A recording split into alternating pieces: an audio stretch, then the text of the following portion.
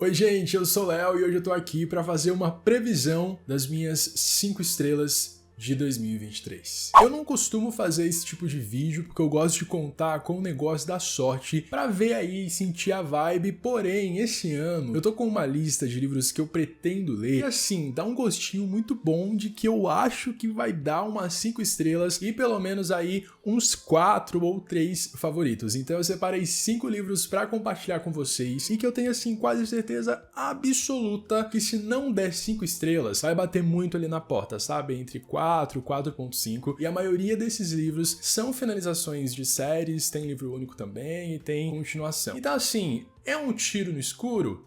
Sim, mas o que seríamos nós sem nossas expectativas, não é mesmo? Antes de eu compartilhar esses livros, não esqueçam de deixar o joinha aqui embaixo, se inscrever no canal se ainda não são inscritos, comentar e também compartilhar esse e outros vídeos, porque isso ajuda bastante no meu trabalho e também no crescimento deste cantinho. Para fazer uma previsão mais certeira, eu me baseei sim em algumas notas do Goodreads, mas também em algumas opiniões de algumas pessoas que eu conheço aí, não irei citar nomes, mas eu já ouvi essas pessoas falando sobre essas histórias, muitas dessas histórias também já foram indicadas para mim, e aí fica de certa forma um pouquinho fácil de fazer essa previsão. Eu pretendo voltar para esse vídeo lá no finalzinho de 2023 para ver se essas previsões se concretizaram ou não. Vamos ver no que vai dar. E ninguém vai me impedir, porque o poder de Deus está aqui nas minhas mãos e eu vou orar lá agora. Como eu não li ainda esses livros, eu fiz uma sinopse bem básica que eu inclusive vou ler pra vocês, pra gente ter aí um pouquinho mais de norte durante essas escolhas. O primeiro livro é Amanhã, Amanhã e Ainda Outro Amanhã, que saiu aqui no Brasil no ano passado pela editora Rocco. Eu ainda não comprei esse livro, eu ainda não o tenho, mas quero muito. Em Amanhã, Amanhã e Ainda Outro Amanhã, a gente vai conhecer os amigos que sempre se amaram, mas nunca foram amantes. Eles se unem então em uma parceria criativa na indústria dos videogames, em um mundo que vai trazer fama, felicidade, tragédia, dúvidas e, de certa forma, imortalidade. Falou imortalidade, eu automaticamente já estou vendido porque eu amo a ideia de viver pra sempre. Eu amo como a gente pode brincar com essa ideia, com os perigos que ela traz, com a infelicidade também que ela proporciona, de certa forma, para as pessoas que são imortais. Outras coisas que me deixaram muito empolgado para ler esse livro são o que? A narrativa da autora, todo mundo fala super bem, dizem que é muito gostosinha de ler, muito fluida. Outra coisa é que esse livro foi vencedor de vários prêmios, inclusive escolhido como livro do ano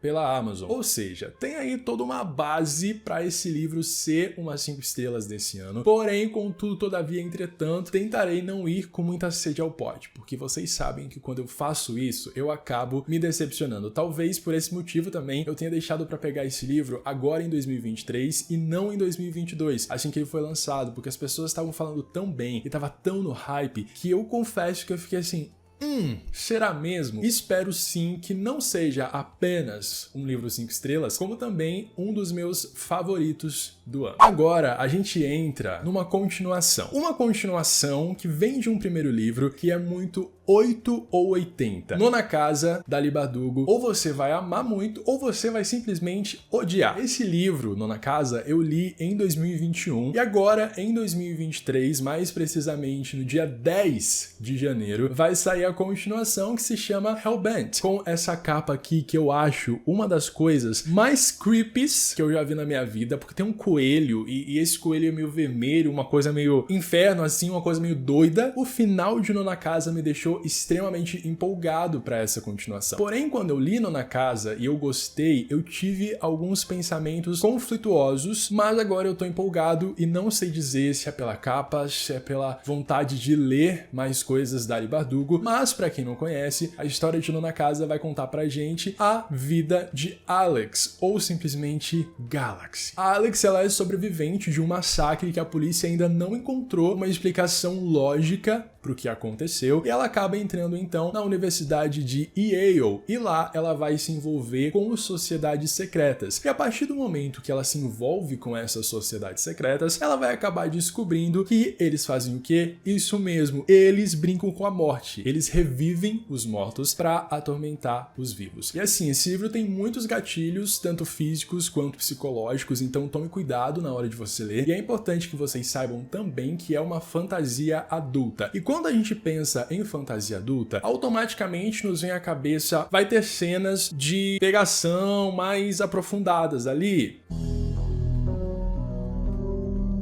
Sexo. Mas o livro não aborda só essas temáticas. É um livro muito violento, é um livro que tem uma questão muito mais descritiva, um negócio meio gore ali, então tomem cuidado. E outra coisa legal de falar é que esse, pelo menos eu considero, um dos livros de autoras de YA que escreviam fantasia que é realmente adulto. Eu falo isso como uma pessoa que já leu Sarah J. Maas, por exemplo. Então, pra mim, Ali Bardugo, nessa vibe de fantasia adulta, conseguiu realmente fazer um livro que ele consegue te deixar tenso, ansioso, com medo, com um pouco de nojo ali e aborda temáticas realmente adultas. Eu acho que isso é legal da gente falar quando a gente pensa em fantasia adulta, porque não é só o cerne da questão sexual, por exemplo, que deve ser abordada num livro assim. Desejo que Hellbent seja ainda melhor que no Na Casa. Na mesma vibe de autores queridinhos, vem aí finalmente Chain of Thorns, que é o terceiro e último livro da trilogia As Últimas Horas da Cassandra Clare. Essa trilogia ela é centrada no período eduardiano londrino e traz pra gente personagens remanescentes e também futuros personagens que vieram após quem? A melhor série de Cassandra Clare, a melhor trilogia dela, que é As Peças Infernais, segundo o Instituto Léo Fan. Corrente de Ouro foi um dos meus livros favoritos na época que eu li, Corrente de Ferro também, e eu espero muito que a conclusão Chain of Thorns também seja. Porém, eu confesso que tenho um medinho dessa continuação, apesar de eu achar que ela vai vir em bom tom e eu vou amar. Por quê? Quando eu li a trilogia lá, que vem Dama da Meia-Noite, Senhor das Sombras, Rainha do Ar da Escuridão, você chega nessa conclusão e pensa assim, meu Deus, por que é que isso aconteceu? E a Cassandra Clare deu algumas entrevistas que falavam pra gente sobre como foi o processo de escrita dela neste terceiro livro. Principalmente porque ele foi escrito durante a pandemia, teve muitos atrasos durante esse processo de escrita e ela diz que fez o que achava melhor ser feito. Isso não quer dizer que o final que tem essa trilogia é necessariamente o final que ela gostaria de dar pra ela. E isso assim, você lê ela falando no Tumblr, ela diz algumas coisas no Twitter também, porque o processo de escrita de Corrente de Espinhos foi muito difícil pra ela. E aí a gente tende a cair às vezes nessa questão de se foi difícil pra ela, então pode ser que a gente não tenha um final perfeito ou um final que a gente acha que os personagens mereciam. E assim, quando você lê Cassandra Clare por muito tempo, você espera muitas mortes no último livro, você espera arcos sendo fechados, e essa trilogia como um todo, ela tem aí um ar de Peças Infernais, até porque, como eu falei, traz personagens que são presentes nessa primeira trilogia, porém, ela tem algumas repetições de plots,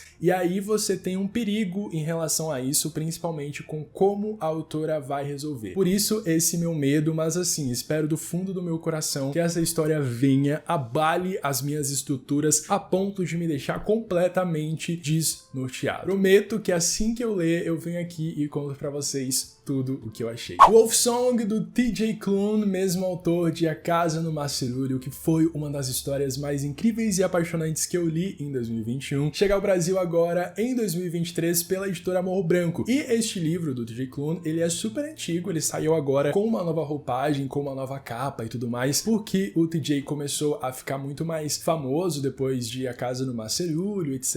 Então estão fazendo uma edição comemorativa desse livro e eu espero que essa capa perfeita chegue também aqui no Brasil pela Morro Branco. Esse livro vai trazer pra gente a história do Oaks e percebe que existe aí uma música, uma conexão entre ele e um garoto misterioso que ele conheceu aí pela estrada. Há um passado entre eles, um amor lupino que explora os limites entre fantasia e realidade, trazendo uma nova perspectiva de encontros e desencontros. E inclusive é bem legal de falar que esse livro, ele meio que reimagina e coloca novos significados significados dentro do que a gente conhece por alfa, ômega e beta, dentro aí da questão dos lupinos. Então eu tô muito curioso pra ver qual que vai ser. Ainda não sei se eu vou esperar o livro ser lançado aqui no Brasil pra ler, ou quando rolar uma promoção na Amazon, eu já pego lá o hardcover, enfim, porque eu tô muito animado. Acho que deve ter até no Scribd o audiobook de Wolfsong. Talvez eu esteja sendo emocionado para essas 5 estrelas, talvez. Mas é isso. E por último, mas não menos importante, Babel, da R.F. Kuang, que é a mesma autora aí de A Guerra da Papoula, que foi uma das minhas melhores leituras de 2022. Ela chega agora no Brasil, acho que agora no primeiro semestre, com este livro que está sendo, assim, extremamente hypado lá fora desde 2022. O livro foi lançado e todo mundo ficou enlouquecido. E eu não sei explicar muito bem pra vocês a história de Babel, por isso eu vou olhar aqui, mas ele vai trazer pra gente Robin, que treina idiomas para entrar no Instituto Real de Tradução, que é Babel. Quando percebe que o seu conhecimento vai ser a ferramenta do Império Britânico para colonizar territórios, entende que é hora da revolução. Inclusive, um dos significados que está na sinopse com relação à tradução, ao termo traduzir, é que traduzir é o mesmo que trair. Então toda essa vibe de sociedades secretas, de tradutores, intriga com o Império, isso me deixa muito curioso, e pelo que eu já li da R.F. Kuang em A Guerra da Papoula, eu acho que a gente pode esperar uma história muito imersiva, bem complexa também, porque eu acho que ela tem essa habilidade das histórias dela terem uma profundidade histórica muito interessante. Eu posso dizer pra vocês que eu não tenho tanto medo desse não ser umas 5 estrelas. Sabe por quê? Porque quando eu li A Guerra da Papoula, eu acho que eu dei 4.5 ou 5 estrelas, eu não me lembro direito, mas ainda assim toda a condução da autora foi muito interessante. Eu acho que a magia de A Guerra da Papoula, ela é um pouco inexplorada, principalmente no primeiro livro. Eu devo ler o segundo e o terceiro agora em 2023, mas no caso de Babel já existe essa ponte onde a magia ela é algo que você não vê tão comumente em outros livros de fantasia. E por brincar com essa realidade que a gente conhece, utilizando a questão da tradução como uma arma para a traição, me deixa assim doido. Mona, você é maluca? Com todo respeito.